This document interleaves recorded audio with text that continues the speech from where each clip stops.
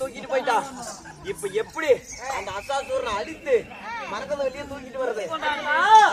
அதாவது முன் ஜென்மத்திலே நான் ராமனாகவும் நீ என் தம்பி லட்சுமணாகவும் இருந்த. இந்த ஜென்மத்தில நான் ஆயனாகவும் நீ அர்ஜுனாக பிறந்திருக்கிறாய். அப்பொழுது தென்னிலங்கையை ஆண்டு வரக்கூடிய ராவணேஸ்வரனாகப்பட்ட என் மனைவியாகப்பட்ட சீதையை தூக்கி சென்றான். அப்பொழுது அனுமந்த துணை கொண்டு இலங்கைக்கு சண்டைக்கு சென்றோம். அப்பொழுது சண்டைக்கு செல்கின்ற பொழுது ராவணனை கொண்டு மடித்தோம். அவருடைய தம்பியாகப்பட்ட யாரு யாரு குபேந்திரன், அதாவது தூக்கத்திலேயே சிறந்தவன் கும்பகர்ணன், அவனையும் கொண்டோம். சரி, அப்பொழுது நம்ம சண்டை செய்யும் போது என்னுடைய பாலத்துக்கு பயந்து ஓடி போனா அந்த அசாசுரன். ராம பாலத்துக்கு பயந்து ஒரு வட்டப்பருக்கடியில அந்த அசாசுரன் ஒளிந்து விட்டான். இப்பொழுது துபாவர யுகத்திலே அதாவது துபாவர யுகத்துல ராமருடைய ஆட்சி முடிந்து விட்டது. இப்போது துவாரக யுகம் வந்து விட்டது. இந்த யுகத்துல ராமர் இல்ல, லட்சுமணன் இல்ல, ராம பானமும் இல்ல அப்படி என்று சொல்லி மீண்டும் வெளியே வந்திருக்கிறான். அதனால நம்ம அவன் அழிப்பதாக என்ன செய்யணும் தெரியுமா? செய்ய வேண்டும். முதலாவதாக நம்மளிடம் இருக்கக்கூடிய அனுமந்த பாலனை அழித்து விட்டு ராமலட்சுமண ரூபத்தை மாற்றி வர வேண்டும். அப்படியாக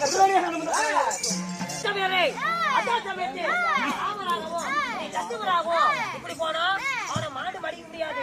அதனால போன ஜென்மத்துல அனுமந்த பாலகரான் அவனை கூப்பிட்டா வெட்டி உங்களுக்கே நிச்சயம் அப்படி என்று ஆலோசனை பண்ணி அனுமந்த பாலன் அழைக்க அனுமந்த பாலன் சபைக்கு தர்பா.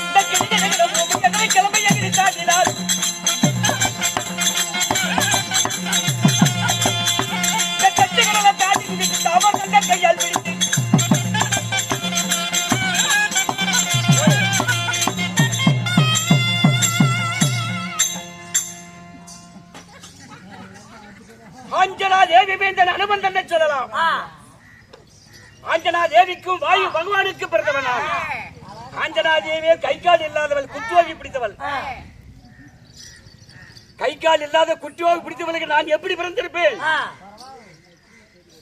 கடல் ஓரத்திலே ஆஞ்சனா தேவி கொண்டு போய் உட்காந்து வச்சிருந்தாங்க. இரவும் பகல் 24 மணி நேரமா ஆயின்னு சொல்லி கத்திக்கொண்டே இருந்தான். யாரு? ஆஞ்சனா தேவி. அங்க இருக்கக்கூடிய தேவர்களுக்கு மூவர்களுக்கெல்லாம் தூக்கம் இல்லாமல் படிக்கின்றது. ஆஞ்சனா தேவி இப்படியே கத்திக் கொண்டிருக்கின்றாளே, பவத்துக்கு ஆதாரம் இல்லாமல் படி கத்திக் கொண்டிருக்கிறாளே. இவளுக்கு யாரை கொண்டு வந்துட்டால் பவத்துக்கு ஆதாரம் தருவார் அப்படின்னு சொல்லி சொன்னார். சொன்ன உடனே தேவரெல்லாம் ஒன்றாக சேர்ந்து வாயு பகவான் அழைத்தார்கள். வாயு பகவானே. ஆமா, வாயு பகவான் தேவர் காலில் விழுந்து நமஸ்காரம் செய்தார். ஆனால் தேவர்கள் என்னை அழைத்த காரணம் என்ன அப்படின்னு சொல்லி வாயு பகவான் கேட்டார். வாயு பகவான் கேட்ட உடனே, ஆனால் வாயு பகவானே, இனிமேல் இன்றிலிருந்து இந்த ஆஞ்சனா தேவிக்கு நீதான் வகுத்துக்கு ஆதாரம் கொண்டு வந்து தரணும் அப்படின்னு தேவர்கள் வாயு பகவான் சொல்ல, அப்ப வாயு பகவான் என்ன சொன்னார், அப்ப ஆஞ்சனாதேவி வகுத்துக்கு நம்ம ஆதாரம் கொண்டு வந்து தருவதாக இருந்தால் அப்ப ஆஞ்சனாதேவிக்கு மனைவி இல்லாக வேண்டும் அப்படின்னு சொன்னார். இந்தியிலிருந்து ஆஞ்சனாதேவி உனக்கு மனைவி, நீதான் கணவன், இனிமேல் ஆஞ்சனாதேவத்துக்கு நீதான் ஆதாரம் கொண்டு வந்து தரணும் அப்படின்னு தேவர்கள் எல்லாம் சேர்ந்து வாயு பகவானிடத்தில் முறையிட்டார்கள். முறையிட்ட உடனே ராமுரு லட்சுமணி இருவர்களும் சீதைய ராவணன் தூக்கிட்டு போயிட்டான். அதை கேட்கணும்னா சொல்லுவேன், இல்லைன்னா விட்டுருவேன். அதனால ராமுரு லட்சுமணி இருவர்களும் சீதையை சிறை கொண்டு போயிட்டான். மாரீசனானவர் கொண்டு போன உடனே இவை காணாம சொல்லி சீதையை துரத்து கொண்டு போனார். துரத்து கொண்டு போன உடனே ராமர் துரத்து கொண்டு போனார். பின்னாடி லட்சுமண பெருமாள் போனார். போன உடனே எதற்காக இங்க வந்தீர்கள் சொன்னார். வந்த உடனே சீதை பார்த்தா சீதை ராவணன் கொண்டு போயிட்டான். அப்போ சீதை காணாம சொல்லி அசைக்கை ஆகி ஆலாமரத்திலே படுத்து தூங்கி கொண்டிருந்தார். யாரு? ராமரும் லட்சுமணரும் இருவரும் படுத்து தூங்கினார். தூங்கி கொண்டிருக்கும் போது ராமராகப்பட்டது சீதையை கட்டி அணையிற மாதிரி கனவு கண்டான். கனவு கண்ட உடனே அந்த ராமனுடைய விந்தாகப்பட்டது ஆளான் சருவிலே விழுந்து விட்டது. ஆளான் சருவிலே விழுந்த உடனே வாயு பகவான் போய் அந்த ஆளான் சருவை எல்லாம் அரிச்சு கொண்டு போய் ஆஞ்சநாயகி வகுத்துக்குள்ள ஆதாரம் செஞ்சார். அடக்காலம் செய்தார் ஆஞ்சநாயகி வகுத்துக்குள்ள. அப்போ ராமனுடைய விந்தாகப்பட்ட ஆளான் சருவில விழுக ஆளான் சருவெல்லாம் கொண்டு வாயு பகவான் கொண்டு ஆஞ்சனாதேவியத்தில் அடக்காலம் செய்ய கருவே உருவாகி உருவே பிண்டமாயி பிண்டமே ஜனீனமாயி 10 திங்கள் கழித்து ஆஞ்சநேயர் பிறந்தேன் நான். ஆமா, இப்படி பிறந்த உடனே முடிச்சுக்கலாமா? அப்படி இருந்த உடனே நான் மரத்து மீதில் ஏறி கனி பற்றி சாப்பிட்டுக் கொண்டிருந்தேன். இலையோட இலையாக தலையோட தலையாக ஒட்டி கொண்டிருக்கும் போது ராமரு லட்சுமணி இருவரும் செப்பீசி கொண்டு செவிதமாக அடித்தது போல் என் காயமாக கேட்கிறது. ராமர் என்ன அழைத்திருக்கிறார், உடனடியாக சென்று பார்க்கணும்.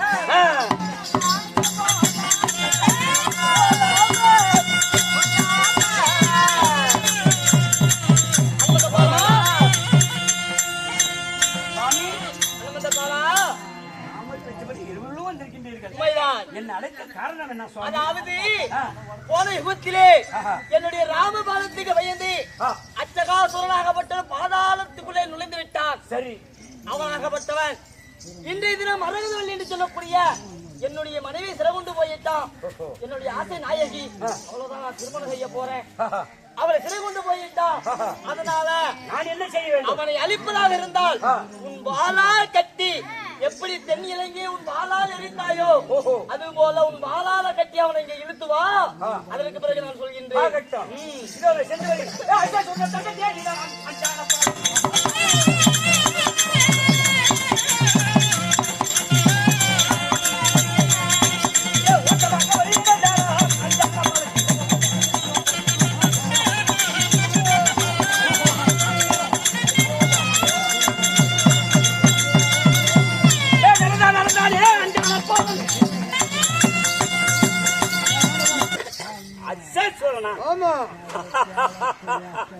அன்றி ஒரு நாள் தினம் ராவணாதிபதி கூட்டத்திலே 60 வல்லம் சேனையும் 70,000 மக்கள் அந்த கூட்டத்தில் சேர்ந்தவன்.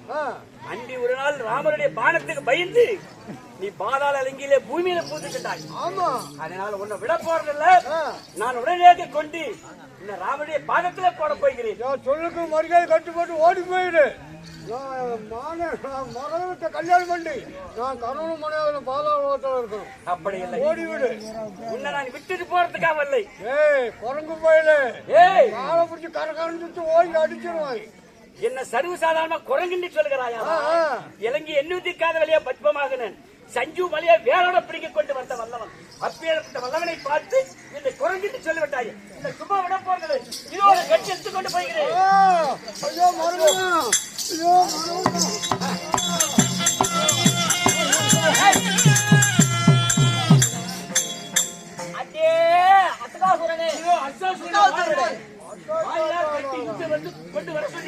இருக்கட்டும். அஷ்டாசோனை கொண்டு வந்து உங்கள் பாதத்தில் வைத்திருக்கின்றேன். உன்னுடைய வேலையாகப்பட்டது முடிந்து விட்டது. அரண்மனையில் பாலும் மதாத்தம் சாப்பிட்டீர்கள். சென்று வருகிறேன். போடா, அது அடிக்க முடியாதுடா, போடா. அங்கே பொறுச்சிக்காதா ஏய், யார் அறிங்க லட்சுமணி இருவரும் நீங்க என்னடா அவங்களுமே படையெடுத்து வந்தாலும் என் அணுவை அசைக்க முடியாது.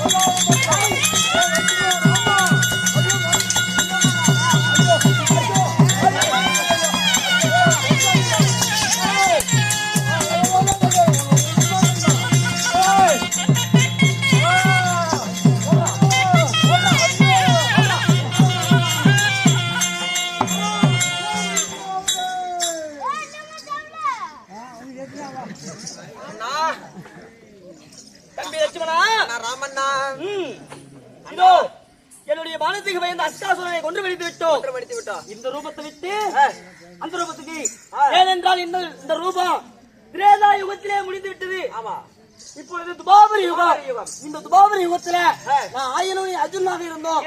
அதனால மறுபடியும் ஆயன் அர்ஜுனாக வருவோம்.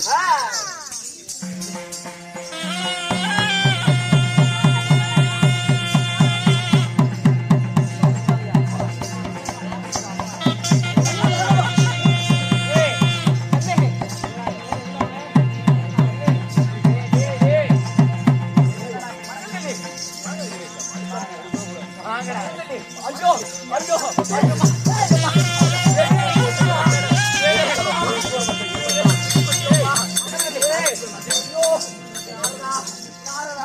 ஐயோ மரகதவல்லி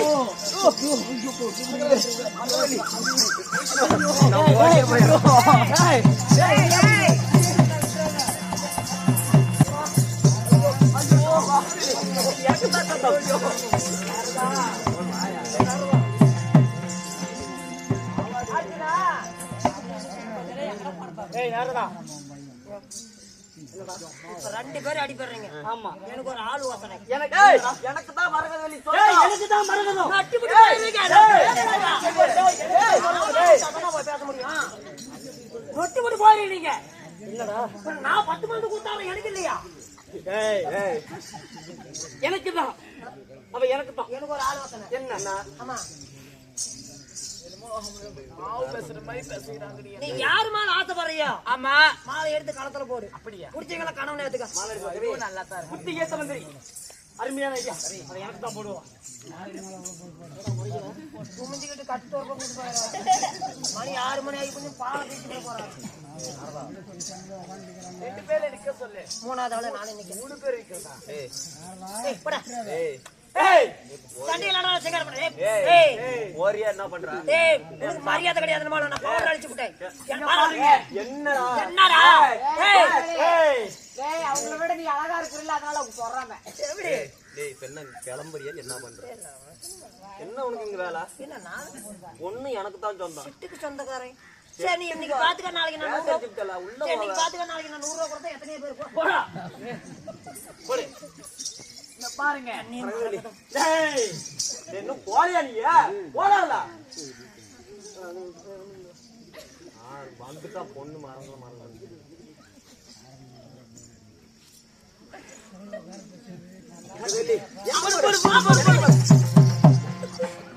போடு போடு. நான் தான். அவன் நான் தான்.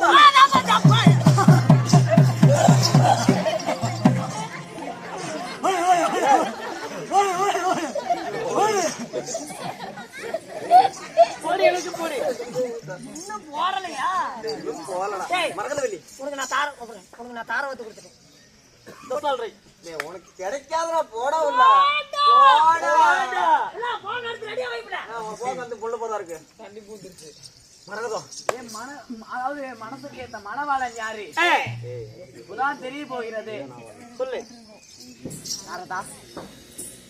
மரகதவல்லி, அப்படியாக இருந்தாலும் சரி. எதற்காக இந்த கலகம் தெரியுமா? எதற்காக? உன்னை ஒரு ஆயுதமாக வைத்து பாதாள லோகத்தை ஆண்டு வரக்கூடிய அச்சாசுரனை அழிக்குவதற்காகவே இந்த கழகத்தை நான் உன்னை ஒரு ஆயுதமாக வைத்து உருவாக்கினேன். அப்படியா? நாரதர் கழகம் என்றுமே நன்மையில் முடியும் என்பது இதிலே தெரிந்து கொள்ளலாம். சரி, அப்படியாக இருந்தாலும் மரகதவல்லி, உனக்கு யாரை பிடிக்கிறதோ உன் மனதுக்கேற்ற மணவாளனை மன்னா என கூப்பிடு. சரி, உனக்கு யாரை பிடிக்கவில்லையோ அவரை அண்ணா என சொல்லி அவர் பாதத்தை சரணடையம்மா. அப்படியா? அதாவது இந்த வழியில போனா நல்ல வழி என்று சொல்லிட்டீங்க. ஆமா. அதாவது அந்த யாரு மன்னா யாரு அண்ணான்னு சொல்லி நீங்க சொல்லிட்டீங்க. ஆமா. அது யாரு எப்படின்னு உங்களுக்கு தான் கையில் இருக்கும் பூமாலையை வைத்து அவர்களுடைய கழுத்தில் நீ போட்டால் அவரோ உனக்கு மன்னவன். சரி, மற்றவர் இருப்பவர் எல்லாம் உனக்கு அண்ணன் ஆவார். அப்படியா? ஆமா. சரி, அப்படியே ஆகட்டும். ஓடி ஓடி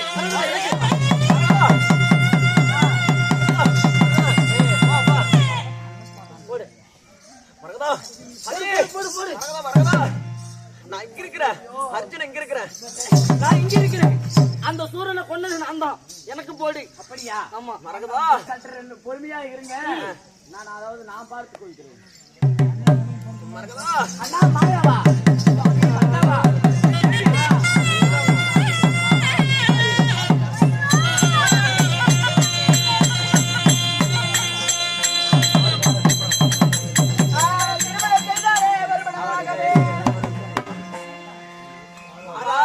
அர்ஜுனா, மரகத பாத்தீங்களா?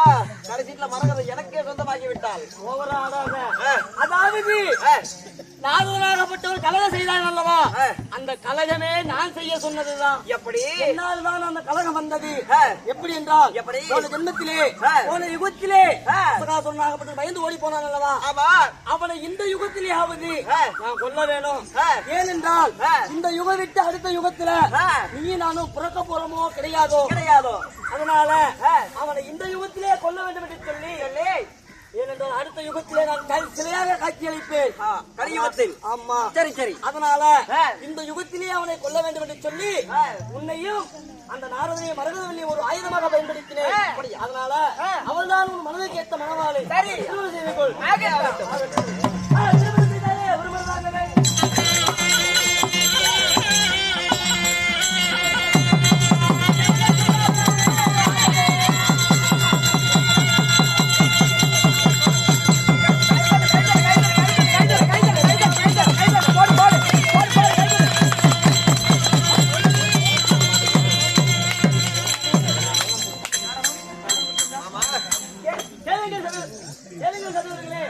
அதாவது ஸ்ரீ மகாபாரதத்திலும் ராமாயணத்திலும் கிடந்த மரகதவல்லி திருமணம் என்று சொல்லக்கூடிய நாடகம் எங்களால முடிந்த அளவுக்கு ஏட்டிலே உள்ளபடி நாட்டிலே எடுத்துரைத்தோம். எங்களுடைய கூத்து உங்களுக்கு பிடிச்சிருந்தா எல்லாரும் ஒரு